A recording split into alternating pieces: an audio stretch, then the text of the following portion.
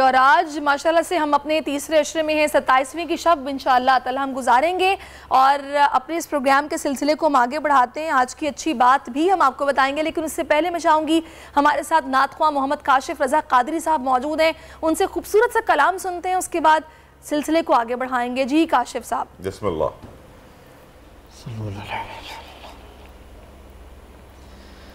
मरहबा आज चलेंगे शहे अबरार के पास। मरहबा आज चलेंगे शहे अबरार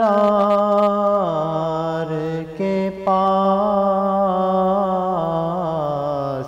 इंशाअल्लाह पहुँच जाएंगे सरकार के पास। इंशाअल्लाह पहुँच जाएंगे सरकार के पास। सर भी खम आँख भी नम शर्म से पानी पानी। सर भी खम आँख भी नम शर्म से पानी पानी। क्या करे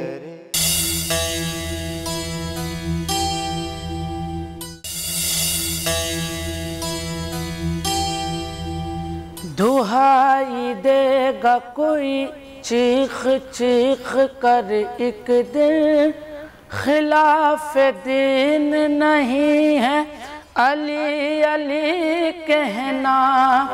वो अपनी माँ की शिकायत करेगा महशर में कि उसने क्यों न सिखाया अली अली कहना। जानम फिदाए है दरी या अली अली अली है मोहम्मद मेरा दिल तो सीना अली। मेरे जीने का वाहिद करीना अली, दीन इस्लाम का है नगीना अली। हक की मंजिल का पहला है जीना अली, दश्त में अब्र का पहला कतरा अली। मेरा मुर्शिद बिया का भी मौला अली अली।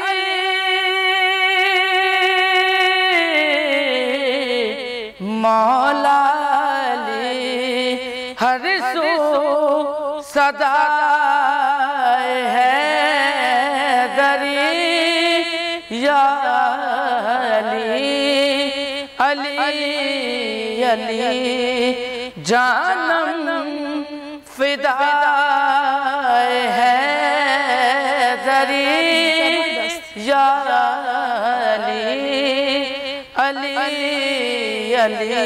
सुबह से शाम तक हर पहर हर घड़ी लपे अपने रहे ना रहे हैदरी यानी खैबर शिकन यानी मुश्किल कुशा।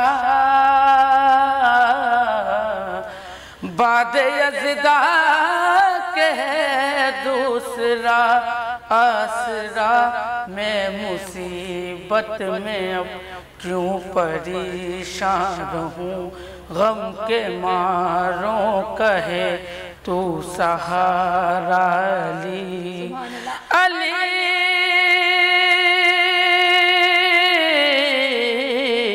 मौला अली रमज़े बकाए हाशमी या अली अली जानम फिदाए है दरी या अली सुभान अल्लाह सुभान अल्लाह सुभान अल्लाह माशाअल्लाह। अल्लाह ताला आपको और तरक्की दे और अच्छे मकाम पर लेकर जाए। अमजद बल्तिस्तानी हमारे साथ इस वक्त सेट पर मौजूद हैं और ये अब कोई आम सा नाम नहीं है, बड़ा मशहूर नाम है। सिर्फ 14 साल की उम्र में ये तलहा बिल्कुल सिर्फ 14 साल की उम्र में ही अपनी मुनफरिद आवाज़ से उन्होंने ऐसा मकाम बना लिया है कि इनकी पढ़ी गई जानम फिदाए हैदरी इतनी मकबूल हुई है कि लोग इन पर फिदा हो गए हैं। 40 मिलियन से भी ज़ायद उस पर व्यूज़ हैं। गिलगित बल्तिस्तान से इनका ताल्लुक़ है। इसके अलावा इनकी पढ़ी गई मौला अली की शान में मनक़बत भी लोगों में काफ़ी मकबूल है, जिसे 21 मिलियन से ज़ायद बार यूट्यूब पर देखा जा चुका है। अमजद, इतने छोटे से आप हैं और माशाल्लाह से ऐसे ऐसे आपने ज़बरदस्त कलाम पढ़े। ये जानम फिदाए हैदरी किसका कलाम है? ये साजिद हुसैन। अच्छा, तो कब से शौक पड़ा, कैसे शौक पड़ा, किसने आपको मोटिवेट किया, आपको किससे आप जो है ना देखकर मतलब मैं भी ये काम करूं? जी हम पढ़ते तो 10 साल की उम्र से ही थे माशाल्लाह। जी, दीगर घर के पास महफिलें होती थी, मस्जिदों में, दीगर मजलिसों में, महफिलों में पढ़ते रहते थे। लेकिन फिर चैनल पे यूट्यूब पे जो पढ़ने के राय दी वो हमारे घर के करीब में ही थे भाई दो, उन्होंने आपस में मोटिवेशन करके चैनल बनाया अपना। उन्होंने कहा आप पढ़ते रहते हैं और आपकी आवाज़ भी अच्छी है, तो क्यों ना आप ये कलाम रिकॉर्ड करके हमारे चैनल पे अपलोड करें। हमने कहा बिस्मिल्लाह। तो पढ़ाई चल रही है साथ साथ? कौन सी क्लास में पढ़ते हैं? 8th class. 8th क्लास में। तो ये आपने कराची में इसको वीडियो भी शूट करवाई थी? जी, वीडियो भी कराची इम्प्रेस मार्केट में शूट हुई थी। बहुत अच्छी वीडियो बनी माशाल्लाह से। क्या ख्वाब है जिंदगी के अमजद, क्या हासिल करना चाहते हो? बस हासिल यही जिक्र अली से पहचान बनी है, इंशाल्लाह आगे भी जिक्र अली करते रहेंगे। अच्छा, कुछ नया प्लान कर रहे हैं आप? जी इंशाल्लाह भी बस काइंडली कुछ टाइम 1-2 दिन में इंशाल्लाह न्यू मनक़बत रिलीज़ होगी अपने चैनल पे। अमजद बल्तिस्तानी ऑफिशियल अपना चैनल है, 4,80,000 सब्सक्राइबर्स। कोई उसकी 2 लाइन्स आप सुना सकते हैं अभी या नहीं? अभी तो रिलीज से पहले तो फिर बेशक फिर यूट्यूब पे कोई नहीं सुनेंगे। अच्छा, हम मौलाइयों का एक उसूल है, हम मौला के बताए हुए कदमों पर चलते हैं और हम कहते हैं कि फ़कीर बनना अक्लमंदी है, क्योंकि फ़कीरी में जो बादशाह आता है वो बादशाहों को नहीं मिलती है। लेकिन ये बताइए, आप इतने मशहूर हो गए हैं, मैंने सुना है आप बड़े आदमी बन गए हैं, आप जो है अकड़ के चलते हैं और सब फैंस आपके इर्द गिर्द, ऑटोग्राफ, सेल्फी, सैरिश भी आपकी सेल्फी बनी। मेरे साथ आज तक इन्होंने सेल्फी नहीं बनाई, आपके साथ बनवाई है।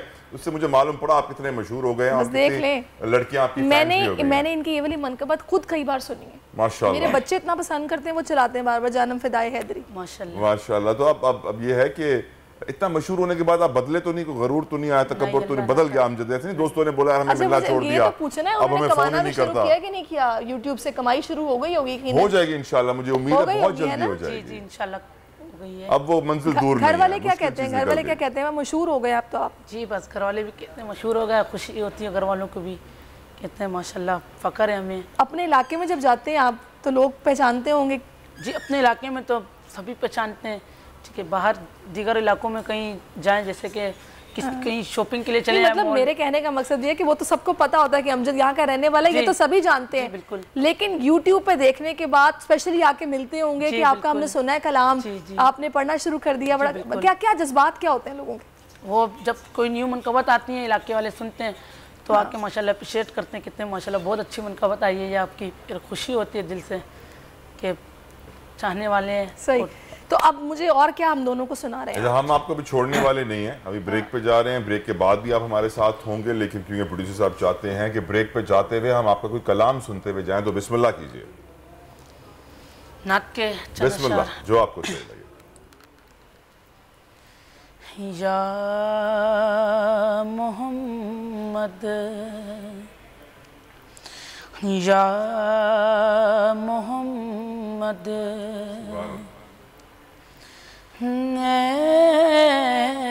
ऐसी इज़्ज़त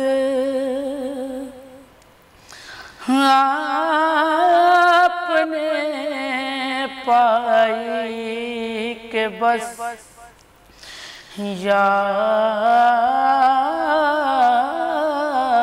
मोहम्मद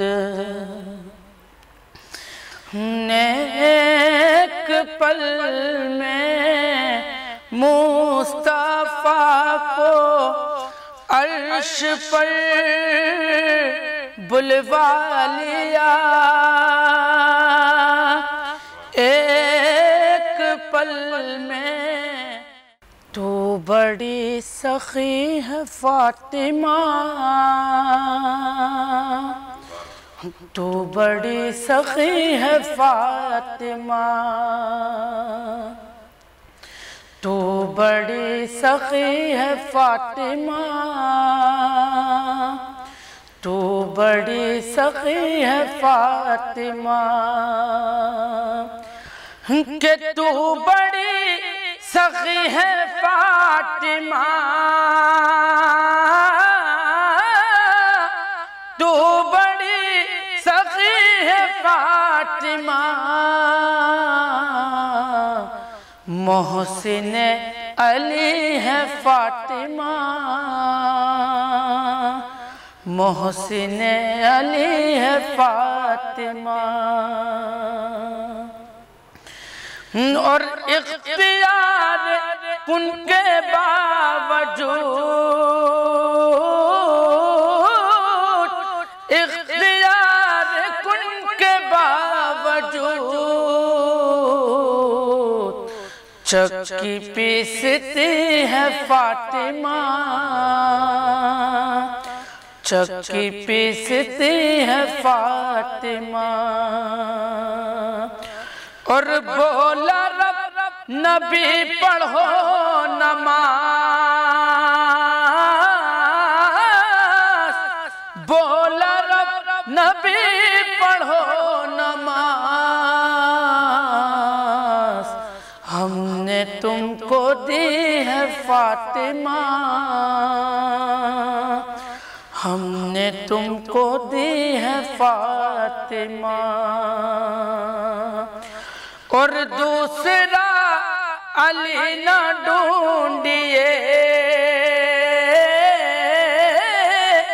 दूसरा अली ना ढूंढिए,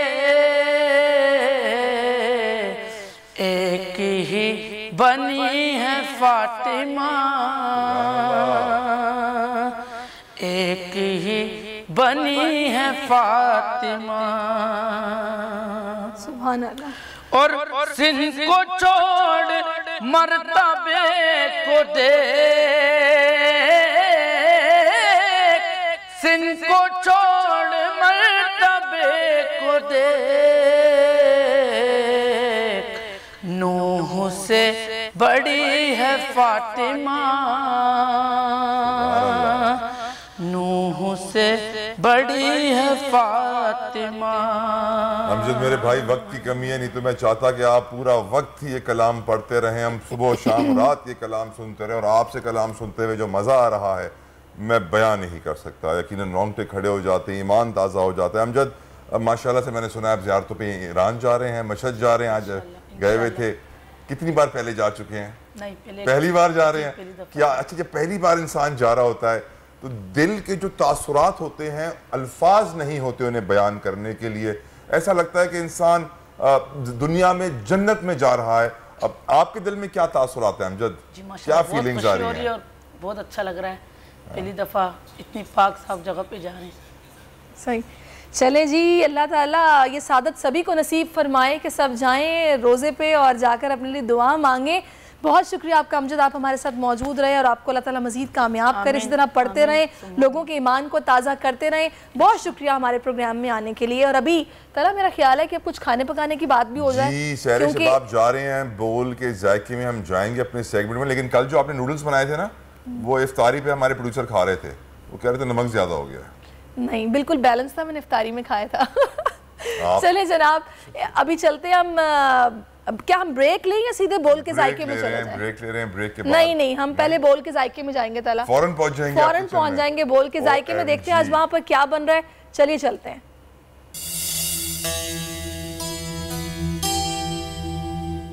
बोल के जायके इज प्रेजेंटेड बाय डालडा, ज्यादा बरकत ज्यादा बचत, and powered by Rooh Afza, जिंदगी मुबारक।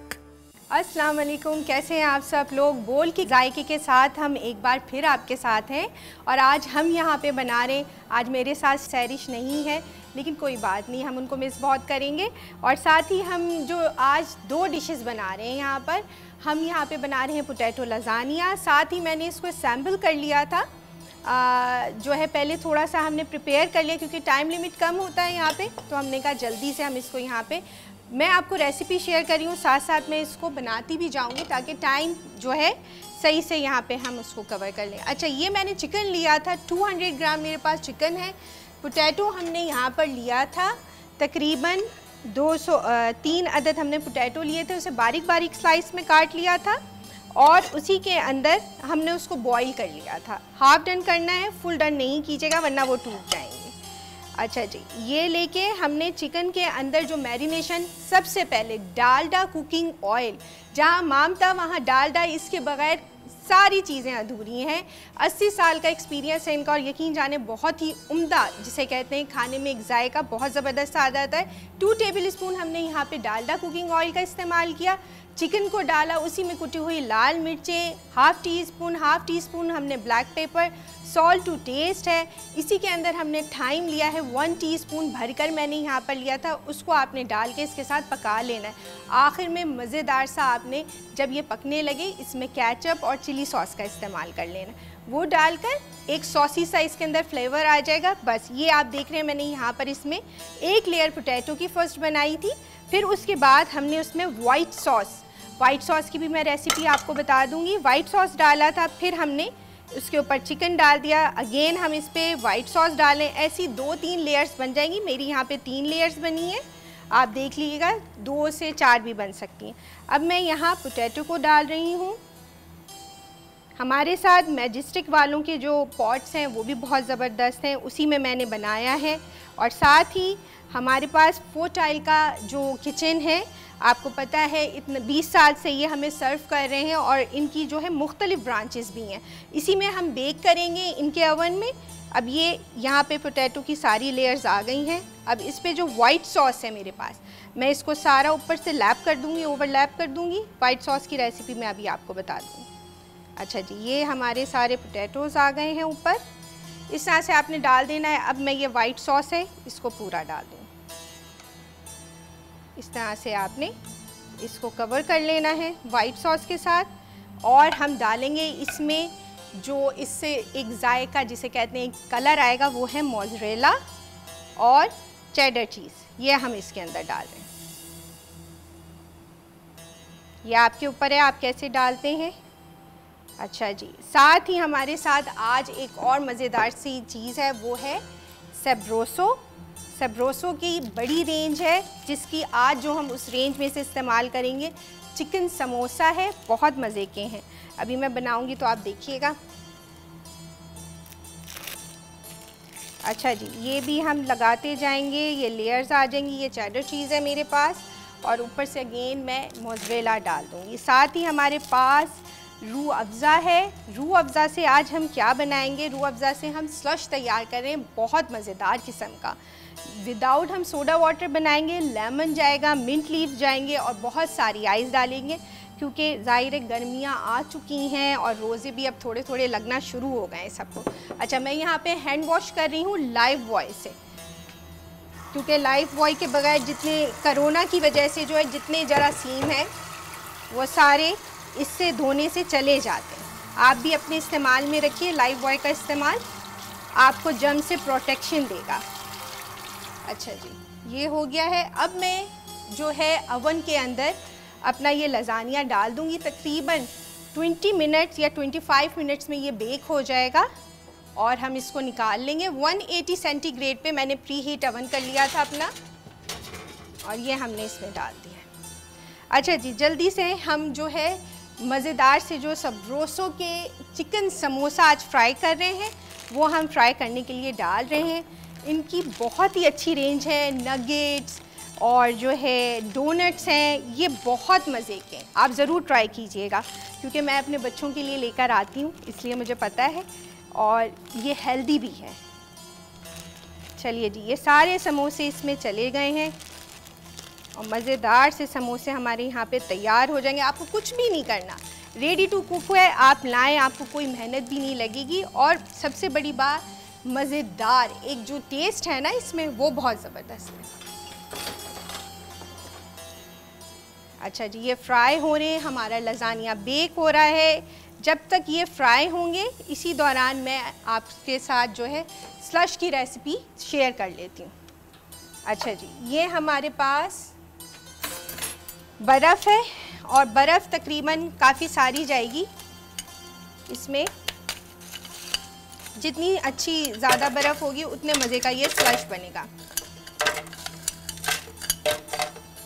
ये हमने डाल दिया है लेमन जूस, यहाँ पे तकरीबन मैं 4 टेबल स्पून लूँगी। ये हमने ले लिया है मिंट लीव्स, हम यहाँ पे डाल रहे हैं और इसी के साथ मैं यहाँ पे वाटर ऐड करूँगी। तकरीबन 1.5 गिलास पानी हमने लेना है, वो मैंने इसमें डाल दिया है। और मज़ेदार किस्म का रूह अफ़ज़ा, क्योंकि हम बचपन से इसको यूज़ कर रहे हैं, इसका टेस्ट कभी हम भूल ही नहीं सकते। ये मैंने ले लिया है, इसमें थोड़ी सी आइस और ऐड कर दूंगी मैं। मज़ेदार सा ये जो रूह अफ़ज़ा का टेस्ट है इस स्लश में आ जाएगा। अच्छा जी, अब हम इसको ब्लेंड कर लेंगे।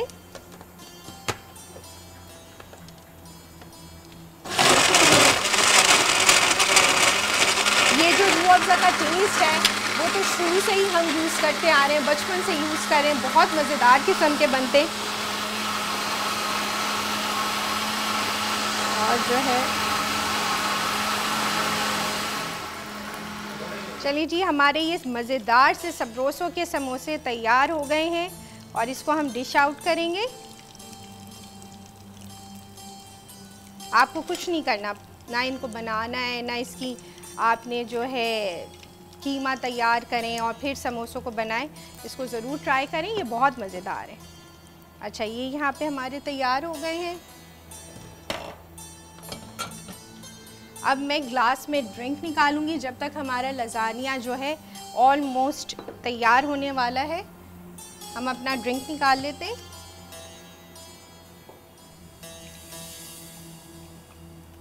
ये मज़ेदार सा आपका स्लश, रूह अफ़ज़ा स्लश जो है तैयार हो गया।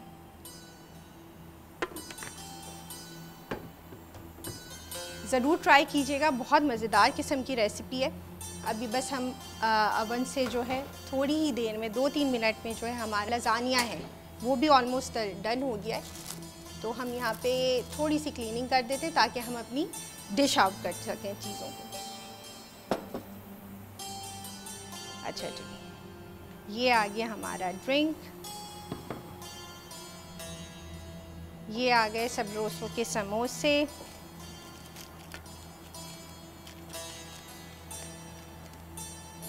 अच्छा जी, यहाँ पे हमारे मज़ेदार से समोसे तैयार हो गए, साथ साथ हमारा लज़ानिया भी तैयार होने वाला है, बस हम निकालेंगे। लेकिन उसी के साथ आपको ये भी मैं बताती चलूँ कि छोटी छोटी चीज़ों से आप चेंजेस ला सकते हैं। ज़रूरी नहीं है आप चिकन में बनाएं, आप इसको बीफ कीमे में भी बना सकते हैं, चिकन कीमा में भी यूज़ कर सकते हैं। और बड़ी मज़े से ये बड़े अच्छे से लेयर्स के साथ हम इसको जो है लज़ानिया जो स्ट्रिप्स आती हैं उसके साथ भी तैयार कर सकते हैं। लेकिन पोटैटो के साथ एक अपना एक जैसे कहते हैं ना टेस्ट आता है, इसको ज़रूर बनाइएगा और टेस्ट कीजिएगा, फिर बताइएगा भी ज़रूर। अच्छा, हमारे पास ये जो वाइट सॉस है इसकी जगह जैसे हम पास्ता में अंडे फेंट के डालते हैं और उसको बेकिंग टाइम क्योंकि ज़्यादा होता है उसका 25 to 30 या 35 मिनट्स में वो तैयार हो जाता है। आप दूध में मिक्स करके अंडों के साथ उसको भी डाल सकते हैं, फिर आप वाइट सॉस का इस्तेमाल नहीं करेंगे। लेकिन यहाँ पे हमने वाइट सॉस का इस्तेमाल किया। वाइट सॉस कैसे तैयार किया था वो भी मैं आपको बता देती हूँ। हमने यहाँ 2 table spoon Dalda cooking oil लिया था। मैंने बटर यूज़ नहीं किया है, डालडा कुकिंग ऑयल में करके देखिएगा, बहुत मज़े का बनेगा। उसी में मैंने 2 टेबल स्पून ऐड किए थे यहाँ पे मैदा, और उसको हल्का सा गोल्डन कलर जब आ गया उसमें दूध ऐड किया। हमने 500 मिलीलीटर जो है दूध लिया था, हाफ़ केजी, उसको डाला और उसको फिर हमने घुमाना शुरू किया कि इतना ही हमें गाढ़ा चाहिए होगा, बहुत ज़्यादा पतला नहीं, बहुत ज़्यादा गाढ़ा नहीं। उसमें आप ऐड करेंगे पिंच ऑफ कुटी हुई लाल मिर्चें, 1 टीस्पून मैंने थाइम लिया है, इसमें ब्लैक पेपर जो है हाफ़ टी स्पून है, और सॉल्ट टू टेस्ट है, हल्का 1/4 टीस्पून के करीब ले लीजिएगा। मोज़रेला और चेडर चीज़ दोनों 1 टेबल स्पून भर के इसमें डाल दिए थे, और मज़ेदार सा ये सॉस तैयार हो गया है। और इसी सॉस को आप दूसरी डिफरेंट चीज़ों में भी इस्तेमाल कर सकते हैं। पिज़्ज़ा पॉकेट्स जो हम बनाते हैं उसमें भी आप ये सॉस इस्तेमाल कर सकते हैं, और आप इसको नगेट्स के ऊपर ये सॉस भी स्प्रिंकल करके, जैसे लेयर्स होती हैं, जैसे हम डोनट्स को चॉकलेट्स के साथ करते हैं, जब हम चिकन डोनट्स बनाते हैं तो उसमें भी ये सॉस ऊपर से जाता है, बहुत मज़े का लगता है उसके साथ। आप ज़रूर ट्राई कीजिएगा। साथ साथ हम अपने लजानिया को भी देख लेते हैं ये कहाँ तक पहुँचा है। बस थोड़ी देर में ये तैयार हो जाएगा, 2-3 मिनट और लगेंगे, फिर हम इसको डिश आउट करेंगे और आपको दिखाएंगे कि लजानिया कैसे बना है। रूह अफ़ज़ा से हमने जो आज ड्रिंक तैयार किया है, रूह अफ़ज़ा से भी आप डिफरेंट किस्म के ड्रिंक्स बना सकते हैं अपने बच्चों के लिए। बहुत सारी रेसिपीज़ हैं, आहिस्ता आहिस्ता आपके साथ शेयर भी करेंगे। और मज़े की ये बात है कि हम यहाँ पर जब रूह अफ़ज़ा को इस्तेमाल कर रहे होते हैं तो अपने बचपन में वापस लौट जाते हैं। इसी तरह डालडा के साथ भी हमारा एक्सपीरियंस इसी तरह का है कि अपने ही जैसे हमारी दादियाँ, अम्मियाँ, जब से डालडा का इस्तेमाल हर घर में होता है, और इसके बगैर मेरे ख़्याल से कुकिंग अधूरी लगती है। इसका टेस्ट क्योंकि डालडा का गले में जाके नहीं लगता है या गला ख़राब नहीं होता है। इससे भी ये फ़र्क आप ज़रूर देखिएगा, जब आप दूसरा कुकिंग ऑयल इस्तेमाल करते हैं और डालडा इस्तेमाल करते हैं तो उसमें फ़र्क क्या है। फ्राइंग के लिए बहुत अच्छा है क्योंकि हम सब चीज़ें यहाँ पे डालडा में बना रहे हैं और बहुत मज़ेदार बन रही हैं। अच्छा जी, हमारा ड्रिंक भी तैयार हो गया है। अब हम देख लेते हैं अवन में कि हमारा जो है लजानिया कहाँ तक पहुँचा है। ऑलमोस्ट तैयार हो गया होगा, तो अब हम निकाल लेते हैं। बिल्कुल बड़ा अच्छा सा कलर आ गया है। अच्छा, ये हम यहाँ रख देते हैं। ओहो, चलिए जी, ये देखिए मज़ेदार सा लजानिया, पोटैटो लजानिया जो है आपका तैयार हो गया। इसको हम चिली गार्लिक और सॉस के साथ सर्व करेंगे। समोसे भी उसके साथ आप खा सकते हैं, और साथ ही हम इसकी रेसिपी भी मैं आपको रिपीट कर दूंगी। यहाँ पे हम सॉस डाल देते हैं।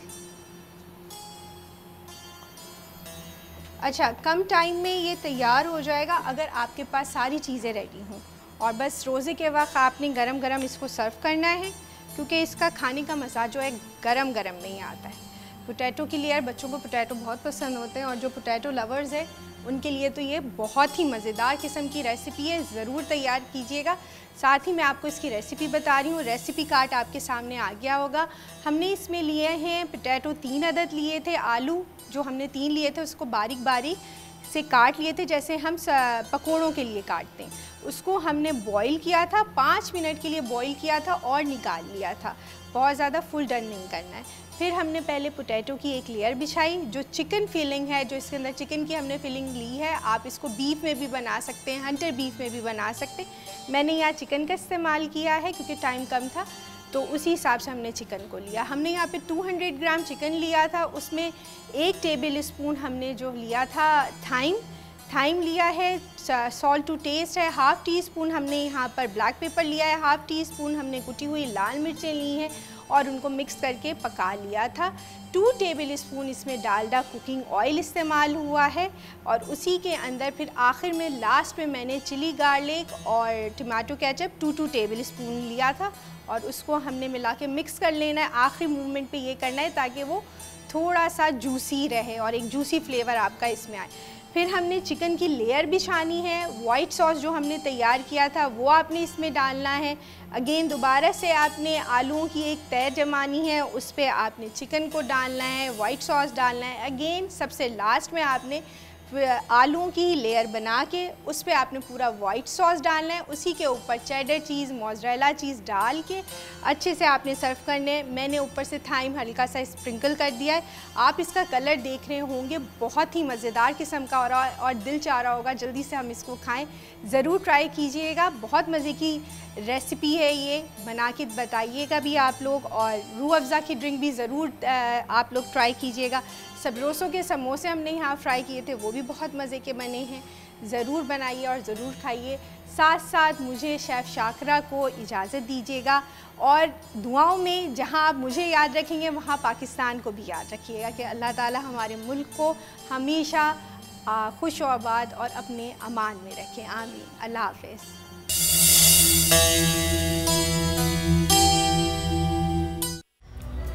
वेलकम बैक टू दुनिया बोल है और अब हम शामिल करेंगे अपना सेगमेंट आलिम के बोल, जिसमें हम बात करते हैं दीन की और मुसलमानों की रहनुमाई के लिए इंपॉर्टेंट इश्यूज को हाईलाइट करते हैं। और आज बड़ा इंपॉर्टेंट इशू है हमारे पास। बिल्कुल, और एक ऐसा इशू है जिसको हमने देखा है कि सोशल मीडिया पर भी काफ़ी वायरल हुआ है। वीडियो हम सब ने देखी ही होगी, यकीनन आपने भी देखी होगी। तला, आपने देखी है? बिल्कुल मैंने देखी, बड़ा अफसोस हुआ, लेकिन मुझे हैरत नहीं हुई सैरिश, क्योंकि मैं अपनी ज़िंदगी में ऐसे वाक़यात पहले बहुत दफ़ा देख चुका हूँ। हमारी सोसाइटी में ये बुराई बहुत आम हो चुकी है, लेकिन ये वीडियो इंडिया की है, व्यूअर्स को दिखाते भी हैं। वीडियो में देखा जा सकता है कि एक डेड बॉडी से, एक मरे हुए इंसान के जिस्म से अंगूठे लगवाए जा रहे हैं कागजात के ऊपर, ताकि उसकी जायदाद हथियाई जा सके।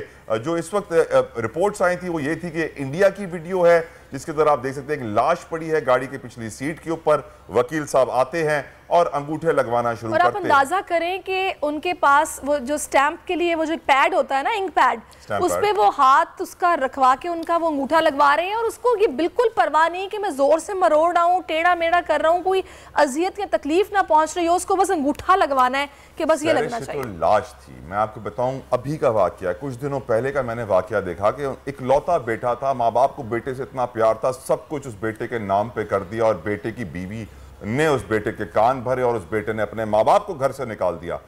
तो हमारे यहाँ सोसाइटी में अब जायदाद, पैसे की खातिर हम अपना दीन, अपना ईमान, अपना सब कुछ बेचने को तैयार हैं। अल्लाह हम पे रहम फरमाए। किस नहज पे आन खड़े हैं। इसी सारे इशू पर बात करने के लिए हमें ज्वाइन कर चुके प्रोफेसर यूनिस सिद्दीकी साहब। बहुत शुक्रिया प्रोफेसर साहब आपके वक्त का। प्रोफेसर साहब, ये रुझान जो इस कदर बढ़ चुका है, इस्लाम ने तो हमें ये नहीं सिखाया, ये क्या हो रहा है, क्यों हो रहा है? ये जो है, जो रुझान इस वक्त है कि बेटों को बेटी पर तरजीह देना और बेटों के लिए तो सब कुछ करना, और बेटी की अगर शादी कर दी है बस बहुत बड़ा काम कर दिया। अब भी मुसलमान होने के बावजूद बेटियों को अपनी जायदाद से हिस्सा नहीं देते। कितने बड़े बड़े ताजिर हैं, बिजनेस करते हैं, दुकानें करते हैं, अपनी सारी दुकानें अपने बेटों को दे जाएंगे, बेटी को कोई कुछ नहीं देगी। ये जुल्म है, इस्लाम के ख़िलाफ़ है। अल्लाह रब्बुल इज़्ज़त में जब बेटी को हक़ दिया है, हर वो शख्स जो अल्लाह और रसूल पर ईमान रखता है उसको चाहिए बेटी का हक़ अदा करे। अल्लाह कुरान मजीद में फरमाते यूसीकुमुल्लाहु फ़ी औलादिकुम लिज़्ज़करि मिस्लु हज़्ज़िल उन्सयैन। बेटी का जायदाद पर हक़ है और ये हक़ माँ बाप को अदा करना होगा। अगर वो हक़ अदा नहीं करते, वो औलाद जिनकी मोहब्बत में आकर, बच्चे जिनकी मोहब्बत में आकर बेटियों को हक़ मारते, अल्लाह ने क्या फरमाया, तुम्हें नहीं पता तुम्हारे इन औलाद में से तुम्हारी कौन सा फ़ायदेमंद है और कौन सा नुकसानदेह है। अगर तुम बेटी का हक़ मार कर बेटों को दोगे, कल यही बेटा तुम्हारा दुश्मन बन जाएगा। नहीं प्रोफेसर साहब, आप बिल्कुल ठीक कह रहे हैं, ये तो वो इंसाफ है जो कि वालिदैन को करना है, इस चीज़ का ख्याल रखना है, लेकिन नागहानी मौत भी आ जाती है। आप नहीं पहले कोई ऐसा फैसला कर पाते?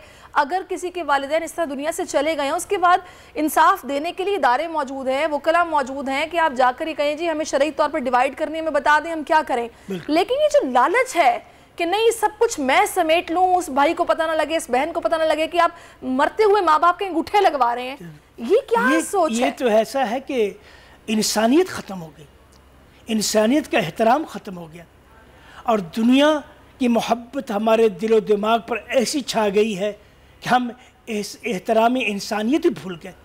ये क्या वजह है अगर वालिदैन फौत हो गए, वालिद फौत हो गया, वो जायदाद को तकसीम ना कर सका, कुरान ने तो तकसीम किया है, अल्लाह ने तकसीम किया है, उसके लिए इदारे कायम है, उनसे उनके पास जाइए, वो शरअ के मुताबिक आपके दरमियान तकसीम कर दे। दूसरे मज़ाहिब जो है उनकी तो मुश्किल है, क्योंकि उनमें जायदाद की तकसीम का वो निज़ाम नहीं है जो इस्लाम ने हमें दिया है।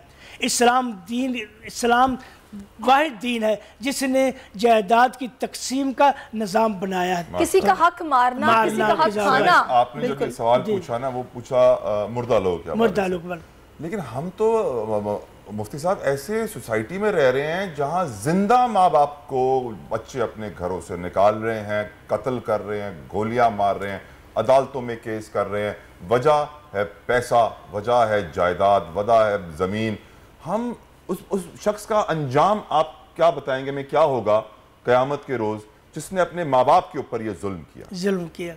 वाकई वो शख्स क़यामत वाले दिन इंतहाई अल्लाह का ज़लील और रुसवा होगा, जिसने अपने माँ बाप को घर से निकाल कर ईदगाहों में छोड़ दिया, दूसरी जगह छोड़ दिया, सिर्फ जायदाद की वजह से, ताकि ये मकान मेरा हो जाए, ये जायदाद मेरी हो जाए। समझे ना? ऐसे लोगों का अंजाम इंतहाई बुरा है। अल्लाह के यहाँ इनको बड़ी सख्त सज़ा मिलेगी, और हमें चाहिए कि हम अपने आप को संभालें। और रमज़ान मुबारक का ये मौका है, हम सबको चाहिए कि अल्लाह की तरफ रुजू करें। ये अयाम जो है बड़े मुबारक अयाम है, एतिकाफ़ के अयाम है, लैलतुल क़द्र के अयाम है। इन अयाम में जो लोग एतिकाफ़ में बैठे हैं उनको भी चाहिए कि लोगों के हुकूक़ अदा करें। लोगों के हुकूक़ अदा किए बगैर एतिकाफ़ में बैठ गए, समझ लिए ये इबादत, एतिकाफ़ तो सुन्नत की इबादत है ना, जो अगर फ़रज़ छोड़ दिए उसका तो अल्लाह का ज़रूर पकड़ होगा। हदीस में आता है इंसान के अमाल 3 दफ्तरों में पेश किए जाएंगे, 3 किताबों में पेश किए। एक दफ्तर तो ऐसा होगा अल्लाह माफ़ नहीं करेगा, उसकी हिसाब मिलेगी, वो है शिरक। अगर जिसने शिरक किया, शिरक की हिसाब मिले बगैर। और दूसरा है वो दफ्तर जिसमें लोगों के हकूक़ अदा करने होंगे, अल्लाह उनमें से कोई चीज़ नहीं छोड़ेगा, हत्ता कि अहले जन्नत जब जन्नत जाने के करीब होंगे अल्लाह ताला उन्हें रोकेगा, कहेगा यहाँ एक दूसरे को हकूक़ अदा करो। और वहाँ उसमें तो उनको हक़ अदा करना पड़ेगा, बेटे को बाप का हक़ अदा करना पड़ेगा, माँ बाप को औलाद का हक़ अदा करना, उसके बाद जाकर वो जन्नत में दाखिल होंगे। इसी तरह पुलसरात पर जो गुजरेंगे लोग, वो भी इस तरह उनको अल्लाह ताला कहेगा तो हक़ अदा करो। या हक़ अदा किए बगैर कोई किसी हक़ खाकर जन्नत में नहीं जाएगा। अगर आप एतिकाफ़ बैठे हैं, हुकूकुल इबाद का इंतहाई ख्याल रखिए। अगर किसी का आपने हक़ देना है, पहले वो हक़ अदा कीजिए, उसके बाद अल्लाह की तरफ। अच्छा प्रोफेसर साहब, एक चीज़ और जो मैं चाहूँगी इस पर आप थोड़ी रहनुमाई कीजिएगा। हमारे मुआशरे में ये चीज़ बहुत आम हो गई है कि हम हक़ भी खाते हैं, हक़ खाते हैं, हक मारते हैं, और उसके बाद खाते हैं और फिर हज पे चले जाते हज पे जाते हैं, नमाजें पढ़ते हैं, रोजे रखते हैं। क्या ये इबादत कबूल होंगी? और हम इसकी संगीनी को क्यों नहीं समझ रहे? रसूल अकरम ने फरमाया जो शख्स हराम के पैसे से हज जाता है, उम्रा जाता है, वो कहता है लब्बैक, अल्लाह फरमाता ला लब्बैक लका, मैं तेरी लब्बैक को कबूल नहीं करता। मतबू का हराम व किस्वत को हम, तेरा खाना हराम का, तेरा पहनना हराम का है, तो किस मुँह से आ रहा है मेरे पास? तो हलाल जो है इस इबादत की कबूलियत की बुनियाद है। जो शख्स हलाल खाता है और अल्लाह की इबादत करता है वो अल्लाह का वली है। तो हलाल खाना बुनियादी चीज़। जो शख्स हराम के पैसे हज करे या हराम के पैसे उम्रा करे, अल्लाह ताला उसके हज और उम्र को कबूल नहीं कर, फ़ौरन अल्लाह की तरफ दुआ आती जब कहता लब्बैक अल्लाहुम्मा लब्बैक, अल्लाह ला लब्बैक अल्लाह का, तेरी कोई लब्बैक नहीं, मैं तेरी लब्बैक को नहीं मानता। बेशक बेशक। और मैं सिद्दीकी साहब आपकी इजाज़त से अपने बुज़ुर्ग का एक कॉल यहाँ शामिल करना चाहूँगा। हमारे बुज़ुर्ग हाफिज़ ग़ुलाम मोहम्मद सोहो महमूदी कादरी दामद बरकातहम आलिया, उन्होंने समझाया है और हमेशा बताया कि माँ का मकाम बहुत बहुत बहुत बड़ा है, जिसके लिए आप नमाज तोड़ सकते हो, जिसके नाम से आपको कब्र से उठाया जाएगा, जिसके पैरों में जन्नत है। जिसकी माँ उससे नाराज़ हो, जिस शख्स से उसकी माँ नाराज़ हो, उस शख्स को क्या, उसके बुज़ुर्ग को देखना भी मत, यानी उनसे उनकी तरफ सलाम दुआ मुसाफिया दूर की बात, उस शख्स के बुजुर्ग को देखना भी मत, क्योंकि जो बुजुर्ग अपने फकीर को यह ना सिखा सका कि अपनी माँ की क्या इज्जत करनी है, क्या एहतराम करना है, तो वो बुजुर्ग है ही नहीं।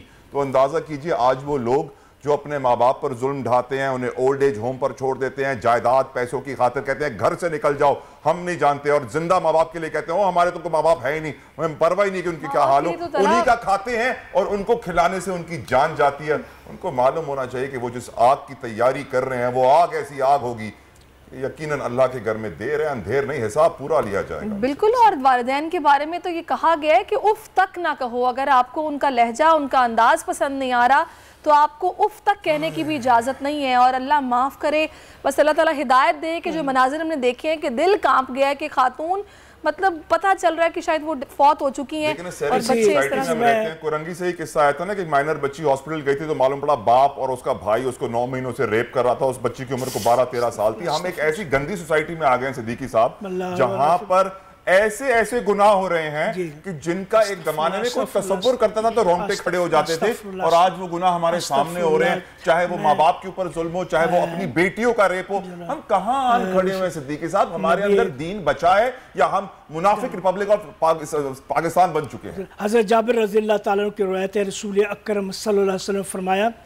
मन सर्रहु मन काना फी सलासुन, जिस शख्स में 3 चीज़ें पाई जाएंगी, यस्सरल्लाहु हतफ़हु, अल्लाह उसकी मौत आसान कर देगा। पहली चीज़ रिफ़्क़ुम बिद्दईफ़, जो कमज़ोर लोग हैं उनके साथ नरमी के साथ पेश आना, अच्छा मामला करना। शफ़क़तुन अलल वालिदैन, माँ बाप के साथ शफ़क़त के साथ पेश आना। शफ़क़त मोहब्बत से बढ़कर है। मोहब्बत तो यह है कि आप अपने बच्चे को गोद में ले लिया और जब अगर बच्चा गोद में पेशाब कर देता है आप उसको बुरा नहीं जानते, ये शफ़क़त है। इसी तरह माँ बाप के शफ़क़त पेश करना। और तीसरी चीज़ रसूल ने फरमाया, अल्लाज़ीना यहकुमूना लिन्नास का हुक्म लिअन्फुसिहिम, जो लोगों के लिए वही हुक्म लगाते हैं जो अपनी ज़ात के लिए हुक्म लगाते हैं।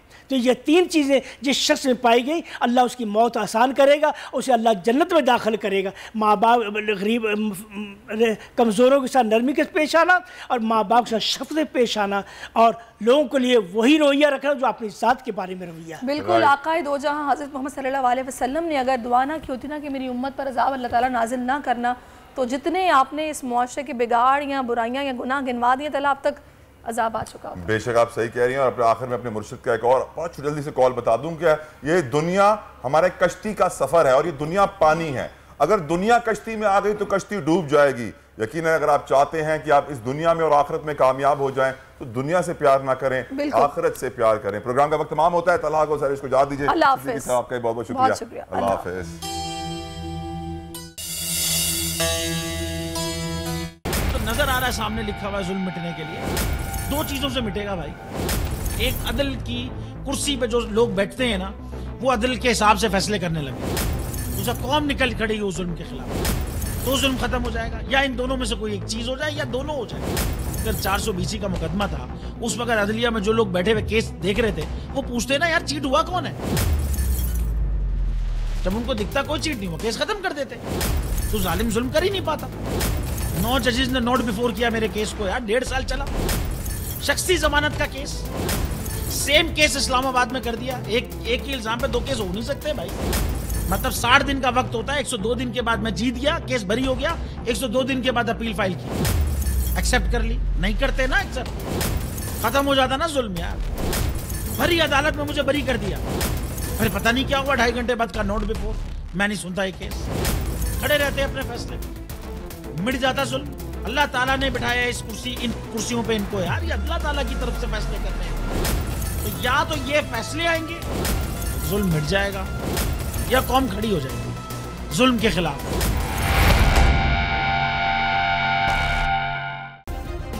सब्सक्राइब करें और बेल दबाएं ताकि कोई खबर रह न जाए।